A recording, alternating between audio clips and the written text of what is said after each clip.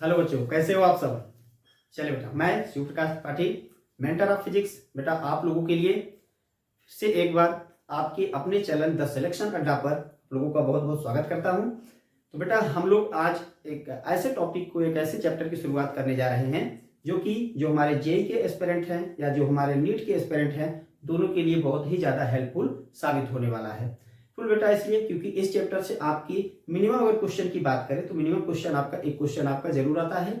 और दिखने में तो बहुत कंफ्यूजिंग चैप्टर लगता है, लेकिन है बहुत छोटा और है एकदम सिंपल चैप्टर है। ठीक है, तो इसको बेटा हम लोग शुरुआत करते हैं, समय को ज़्यादा बात न करते हुए, क्योंकि समय की कीमत बेटा क्या है, बहुत ही अमूल्य है। ठीक है, तो चैप्टर बेटा आप लोग देख रहे होंगे, चैप्टर आपके सामने लिखा हुआ है। ऑसिलेशन के बारे में बात करेंगे। ऑसिलेशन या फिर हम लोग इसी में लिख देते हैं सिंपल हार्मोनिक मोशन। ठीक है, सिंपल हार्मोनिक मोशन, या फिर इसको शॉर्ट में हम लोग एसएचएम बोलते हैं। शॉर्ट बेटा क्या बोलते हैं इसको, शॉर्ट में हम लोग बोलते हैं एसएचएम। ठीक है, तो आखिर हमारा एसएचएम है क्या। अगर एसएचएम की बात करें हम लोग कि एसएचएम या सिंपल हार्मोनिक मोशन है क्या, या ऑसिलेशन क्या है। ठीक है, तो सबसे पहले हम लोग बात करते हैं बेटा एक टाइप ऑफ मोशन के बारे में, ऑसिलेटरी मोशन। तो क्या होता है हमारा ऑसिलेटरी मोशन। ऑसिलेटरी मोशन बेटा अगर कोई पार्टिकल का मोशन ऐसा हो जो किसी एक फिक्स पॉइंट के अराउंड मोशन करे, यानी कि टू एंड फ्रो के टर्म में मोशन करे। ठीक है, the motion of the particle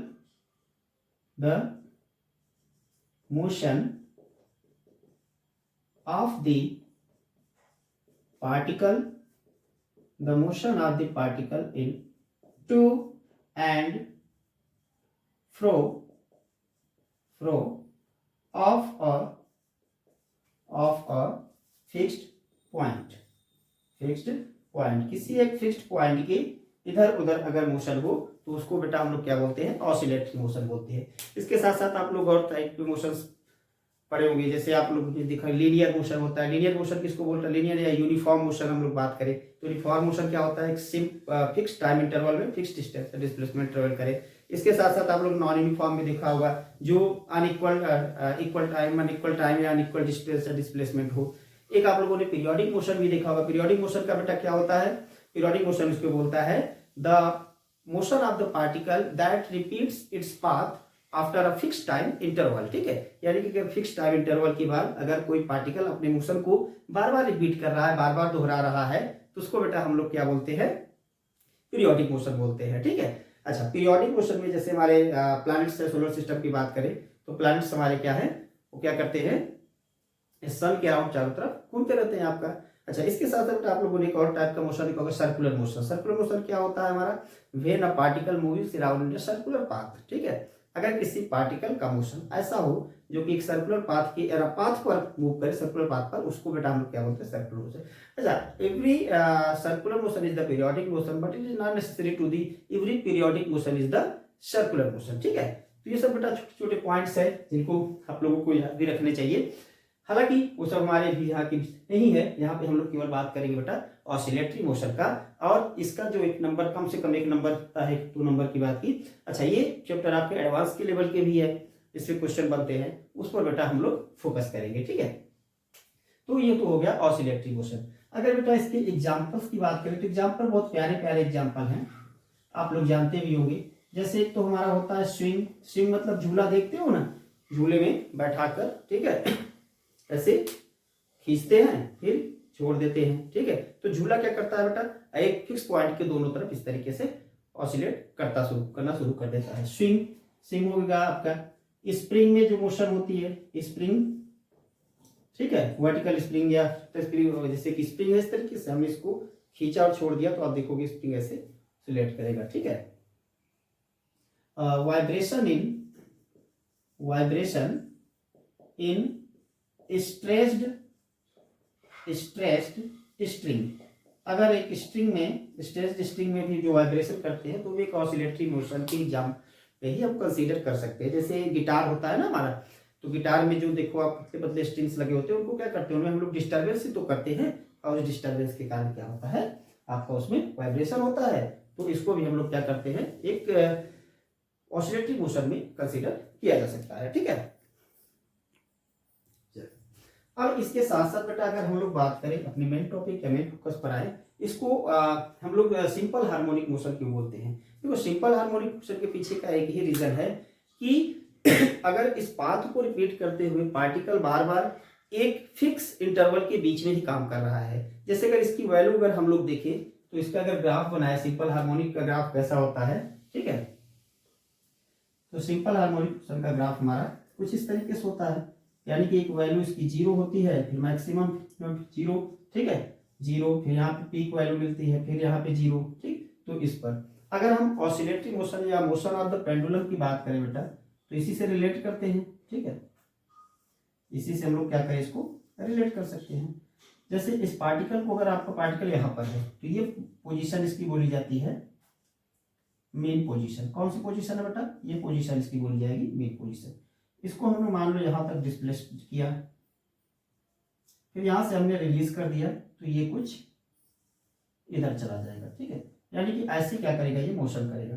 तो मेन पोजीशन से जो मैक्सिमम डिस्प्लेसमेंट होता है मेरे लाल, वो होता है एक्सट्रीम पोजीशन, और इधर भी आपका एक्सट्रीम पोजीशन आता है, ठीक है। तो मेन पोजीशन से मैक्सिमम डिस्प्लेसमेंट को हम लोग एक्सट्रीम पोजीशन बोलते हैं, या मैक्सिमम डिस्प्लेस्ड पॉइंट को एक्सट्रीम पोजीशन बोलते हैं। और मेन पोजीशन के और एक्सट्रीम पोजीशन के बीच का जो डिस्प्लेसमेंट होता है इसको बेटा हम लोग बोलते हैं एम्पलीट्यूड। इसको क्या बोलते हैं?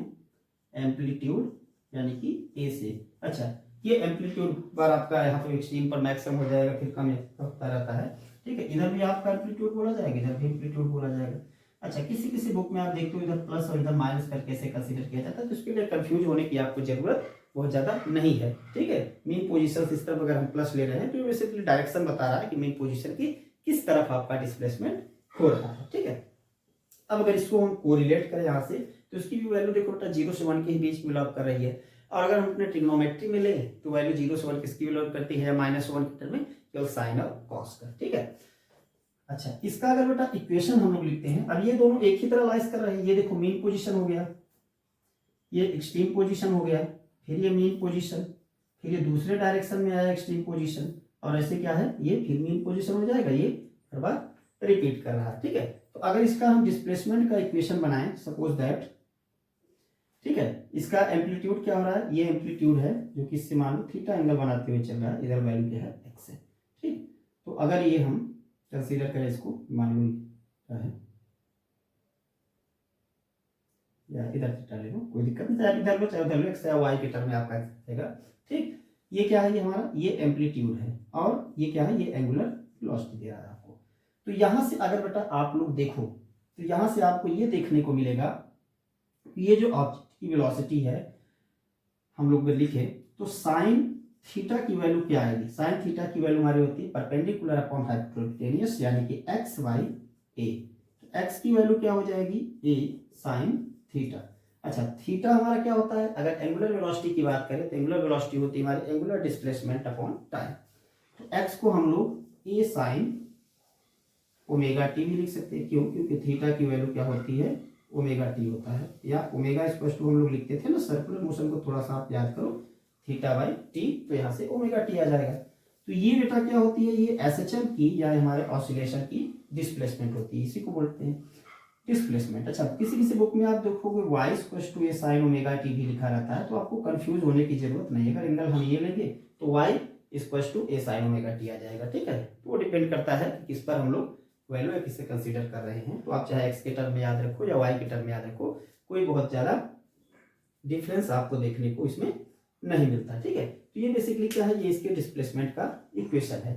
तो ये तो आ गया इसमें डिस्प्लेसमेंट। अब डिस्प्लेसमेंट है तो वेलोसिटी भी होगी, और वेलोसिटी है तो एक्सेलरेशन भी आएगा ही आएगा, या तो जीरो होगा या तो एक्सेलेटेड या डीएक्सेलेटेड, इसी टर्म में वैल्यू क्या होगी? आएगी। तो चलिए इसकी वैल्यू को थोड़ा सा हम लोग और डीप में एक्सप्लेन में समझते हैं और प्रैक्टिकल व्यू के फॉर्म में समझते हैं, ठीक है। तो वीडियो को पॉज करके फटाफट बेटा इतना आप लोग नोट कर लो, ठीक। टू द पॉइंट बेटा हम सारी चीजें डिस्कस करेंगे जो आपके एग्जाम के लिए बहुत ही ज्यादा हेल्पफुल है, जिससे कि आपकी जो भी क्वेश्चन आए वो फटाफट से बन जाए और आप बेटा अपनी मंजिल को जल्द से जल्द पाने में सफल हो जाए, ठीक है।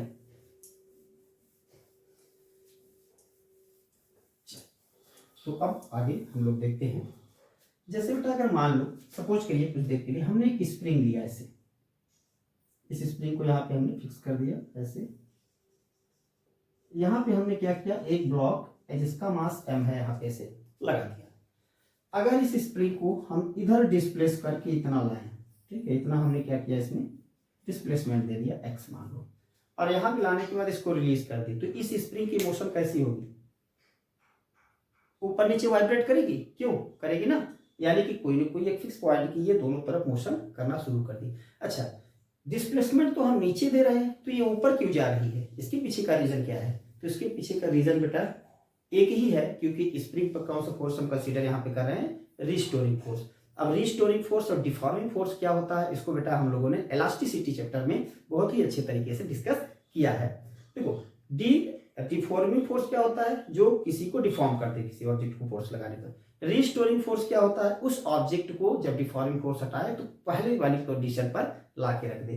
तो ये जो नीचे खींचने वाले फोर्स को जब हमने हटाया तो ये क्या है, फोर्स की डायरेक्शन, ये स्प्रिंग का जो फोर्स है, इस फोर्स को हम लोग बोलते हैं रिस्टोरिंग फोर्स।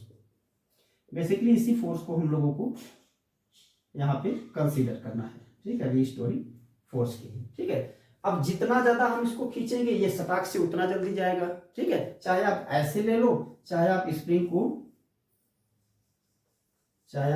को ऐसे ले लो, ठीक। अगर इसमें भी अगर आपने डिस्प्लेसमेंट ये x दिया हुआ है, अब जितना ज्यादा डिस्प्लेसमेंट आपने दिया उतना ही ज्यादा क्या होगा, ये रिस्टोरिंग फोर्स की वैल्यू होगी, ठीक है, रिस्टोरिंग फोर्स की वैल्यू क्या है, उतनी ज्यादा होगी। अगर ज्यादा दूर तक खींच कर इसको छोड़ोगे तो सटाक से और जल्दी जाएगा, और ज्यादा फोर्स लगेगा, और ज्यादा खींचोगे और ज्यादा, थोड़ा सा खींचोगे चिन्ना सा तो थोड़ा सा फोर्स लगेगा, तो धीरे से खींचेगा इसको, ठीक है।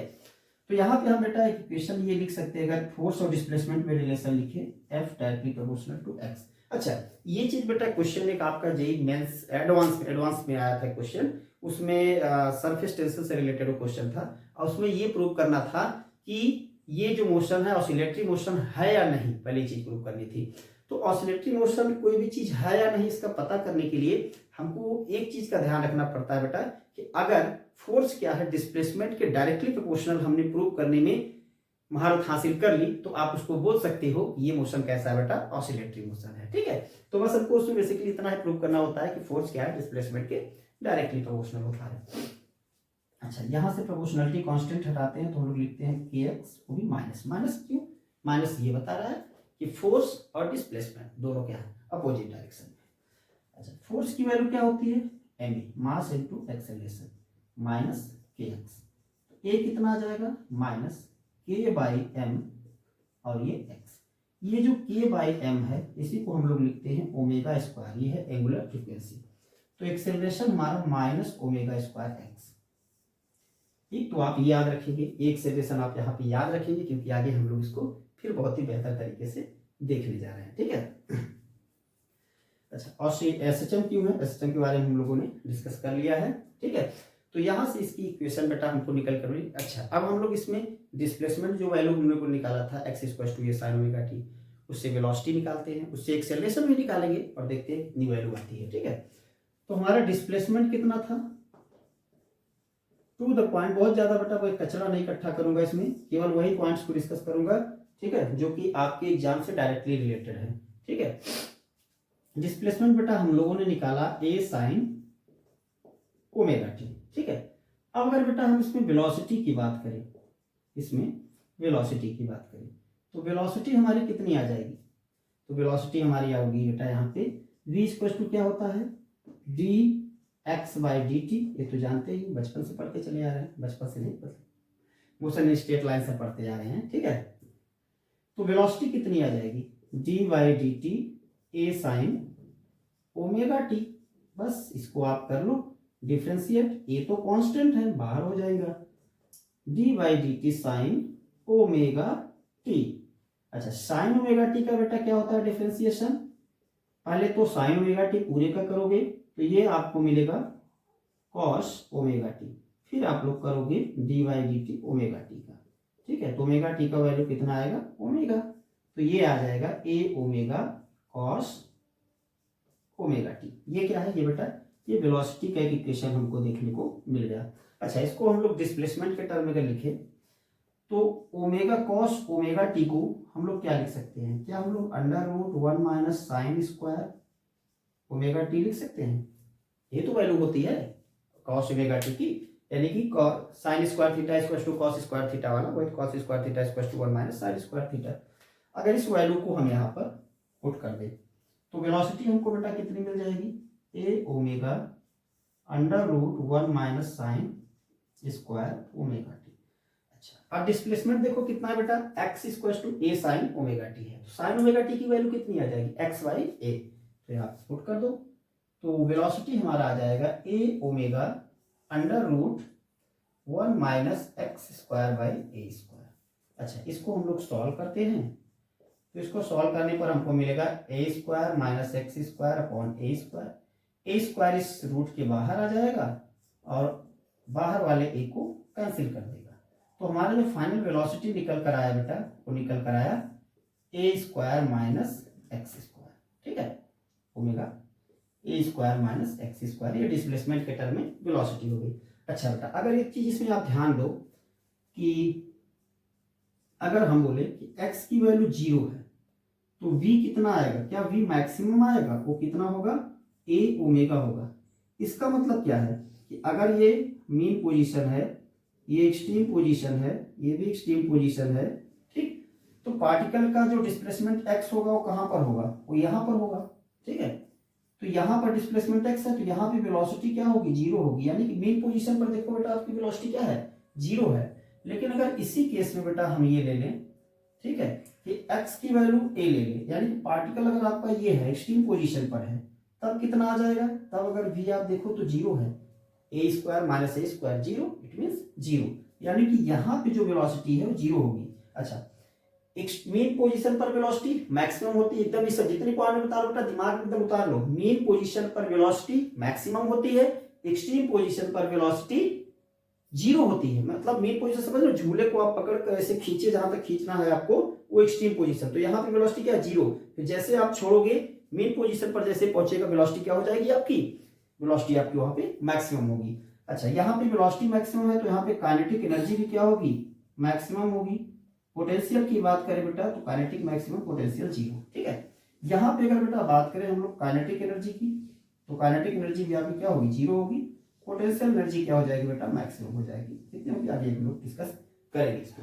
ठीक है, जब energy in the SHM discuss करेंगे तब उसमें हम लोग पोटेंशियल काइनेटिक सबको डिस्कस करेंगे। ठीक है, अच्छा यहाँ पर बेटा एक और चीज पूछा जाता है कि एट एक्सट्रीम पोजीशन पर फोर्स का डायरेक्शन किधर होता है।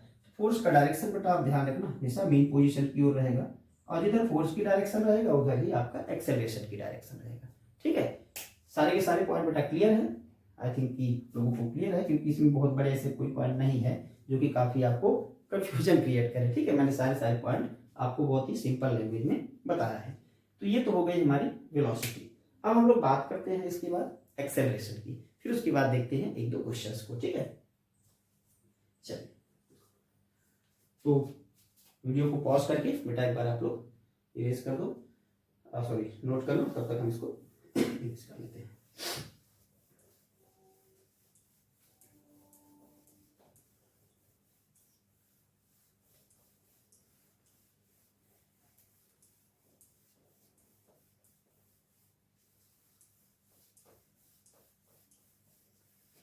बहुत ही सिंपल से तरीके से आप लोग एक एक पॉइंट को डिस्कस करो, फिर बेटा देखना कि हम लोग जब इसमें क्वेश्चन करोगे तो आप कहोगे वाह क्वेश्चन करके तो मजा आ गया सर। ठीक है, देखो अब हम लोग बात करने वाले हैं एक्सेलरेशन की। तो एक्सेलरेशन क्या होता है हमारा, देखो पोजीशन हमने निकाला ए साइन ओमेगा टी, वेलोसिटी हमने निकाला ए ओमेगा कॉस ओमेगा टी, या इसी की वैल्यू हम लोगों ने फिर निकाली थी ए ओमेगा अंडर रूट ए स्क्वायर माइनस एक्स स्क्वायर। ठीक है, अच्छा बेटा कभी कभी पूछा जाता है आपसे कि साइन मतलब डिस्प्लेसमेंट और वेलोसिटी में फेज डिफरेंस कितना है। फेज डिफरेंस मतलब समझ रहे हो, फेज को डिफरेंस को हम लोग हिंदी बोलते हैं कलांतर। कला मतलब जानते हो आर्ट होता है, यानी कि आर्ट में कितने दोनों डिफरेंस है दोनों का। जैसे फेज डिफरेंस कुछ इस तरीके को समझ लो कि दो पर्सन हैं, एक को डांसिंग आती है और एक को सिंगिंग और डांसिंग दोनों आती है, ठीक है। तो अगर दोनों में पूछे बेटा कि दोनों में डिफरेंस, आर्ट का डिफरेंस क्या है या फेस डिफरेंस क्या है, तो आप क्या बोलोगे?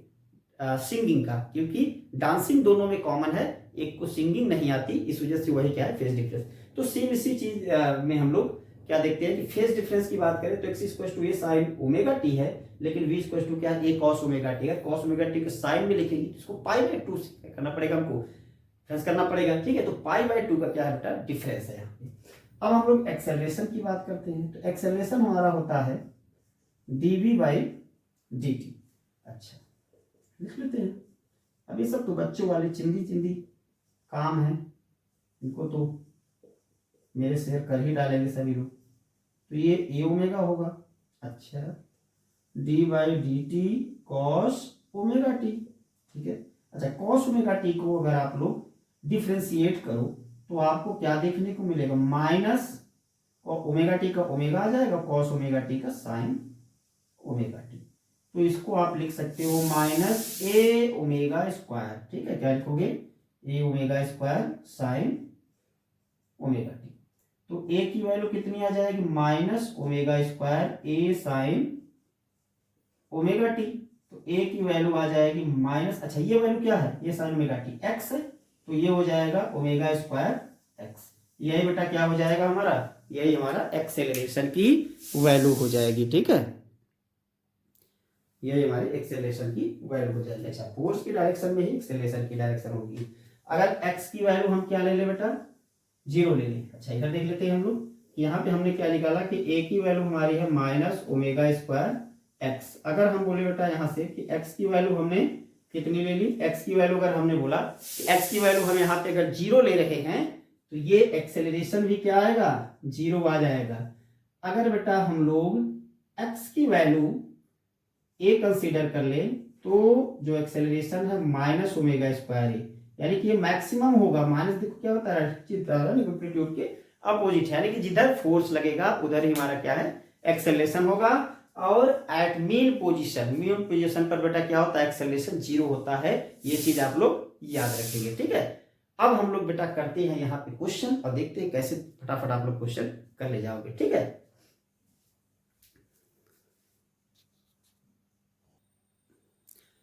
चलिए बेटा, तो ये देखिए क्वेश्चन आपके सामने है।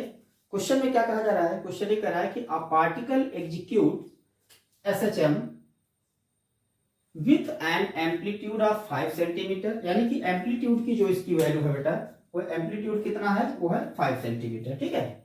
एम्पलीट्यूड इसका ये है 5 centimetre. When the particle is at 4 centimetre, यानी कि मेन पोजीशन से 4 सेंटीमीटर, यानी कि एक्स की value, particle from the main position the magnitude of its velocity is equal to the its acceleration, is equal to its acceleration, ठीक है।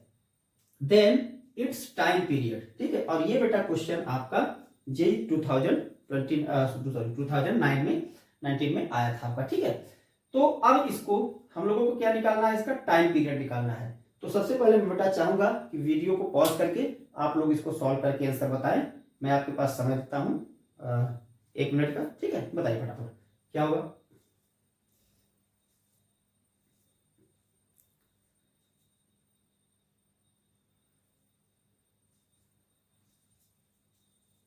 चलिए खा जाए, ठीक है। देखो है क्या, अब पार्टिकल यहाँ पे देखो, आपको सबसे पहले आप लिखिए वेलोसिटी कितनी होगी। वेलोसिटी बेटा आप लोग निकालोगे तो वेलोसिटी का फार्मूला क्या होता है हमारा, वेलोसिटी का फार्मूला हम लोगों ने अभी अभी निकाला था, वो कितना था, ओमेगा अंडर रूट ए स्क्वायर माइनस एक्स स्क्वायर। कितना था, omega A square minus X square. तो v की वैल्यू कितनी हो जाएगी, ओमेगा, और ये वैल्यू कितनी होगी हमारी, a की वैल्यू है 5 का स्क्वायर माइनस 4 का स्क्वायर। तो वेलोसिटी यहां से कितना आ जाएगा बेटा, 25 माइनस 16, यानी कि ये जो वेलोसिटी है ये आ जाएगी हमारी अंडर रूट 9, या वेलोसिटी हम लोग लिख सकते हैं 3 ओमेगा। बहुत ही सिंपल क्वेश्चन है, देखना फटाफट आप कर ले जाओगे इसको, ठीक है। छोटे बच्चे को भी दे देंगे, अगर कंसेप्ट समझ लिया बेटा तो कर ले जाएगा। फिर आगे देखो क्या बोला जा रहा है, the magnitude of its velocity is equal to the acceleration, यानी कि a की वैल्यू क्या है, v की वैल्यू है इक्वल है, ठीक है। a की वैल्यू क्या होती है, मैग्नीट्यूड मतलब वही मॉड लगा देंगे तो ये हमारा आएगा ओमेगा स्क्वायर x, ठीक है। और ये हो जाएगा हमारा v की वैल्यू कितनी है 3 ओमेगा है, तो यहाँ से एक ओमेगा कैंसिल हो जाएगा, ओमेगा बचेगा, x की वैल्यू 4 है तो ये हो जाएगी 3, तो यहाँ से ओमेगा की वैल्यू हमको मिलेगा 3/4। अच्छा ओमेगा क्या होता है, ओमेगा होता है 2π/t इक्वल्स टू 3/4, या इसको t/2π हम लोग लिख सकते हैं 4/3, ये लिखा जा सकता है। तो t की वैल्यू कितनी हो जाएगी बेटा, t की वैल्यू हो जाएगी 8/3π, यानी कि कौन सा ऑप्शन करेक्ट है, तो 8/3π मतलब ऑप्शन सी क्या है, करेक्ट ऑप्शन है आप लोगों का, ठीक है। चलिए देखिए, अगर आपने कंसेप्ट समझा है तो कितना ही इजी तरीके से आप लोग क्वेश्चन कर लेंगे, हालांकि कोई क्वेश्चन बहुत भी नहीं था। तो फटाफट बेटा इसको नोट कर लो, फिर हम लोग अगले क्वेश्चन की तरफ बढ़ते हैं।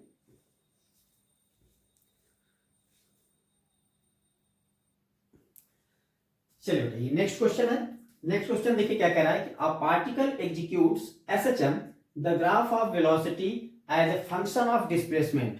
ये बेटा क्वेश्चन आपकी जेई 2021 में पूछा गया था, ठीक है, 2021 में, ठीक। क्या कहा जा रहा है कि पार्टिकल है जो एसएचएम मोशन कर रहा है, तो the graph of velocity as a function of displacement, displacement यानी कि वेलोसिटी ग्राफ बनाना है किसके फंक्शन के रूप में, डिस्प्लेसमेंट के रूप में। तो वेलोसिटी का बेटा सॉल्यूशन देखते हैं इसका हम लोग। वेलोसिटी क्या होती है, वेलोसिटी होती है हमारी ओमेगा √a² - x², यही है डिस्प्लेसमेंट के टर्म में रिलेशन। तो v स्क्वायर क्या हो जाएगा, ये होगा ओमेगा स्क्वायर a² - x²। तो हम लोग इसको लिख सकते हैं v²/ओमेगा² a² - x², या v²/ओमेगा² +x² a² से हम दोनों तरफ क्या कर दें, डिवाइड कर दें, तो ये हो जाएगा a ओमेगा का whole square plus x² a² 1। और ये बेटा किसका इक्वेशन है, ठीक है, v² यानी डिस्प्लेसमेंट वेलोसिटी के टर्म में हो गया, किसका इक्वेशन है, तो ये देखोगे आप लोग एलिप्स का इक्वेशन है। देखो कितना सिंपल क्वेश्चन था, ठीक है। तो इसी तरीके से बेटा हम लोग अब नेक्स्ट वीडियो में, यानी कि जो इस चैप्टर का सेकेंड वीडियो आएगा वो और भी इंटरेस्टिंग होने वाला है, क्योंकि उसमें हम लोग बेसिकली बात करेंगे टाइम पीरियड और फेज डिफरेंस के बारे में, और उसमें फिर अच्छे सारे जेईई और नीट लेवल के हम लोग क्वेश्चन भी करेंगे। तो नेक्स्ट वीडियो बेटा देखना मत भूलिएगा। टिल देन जय हिंद जय भारत।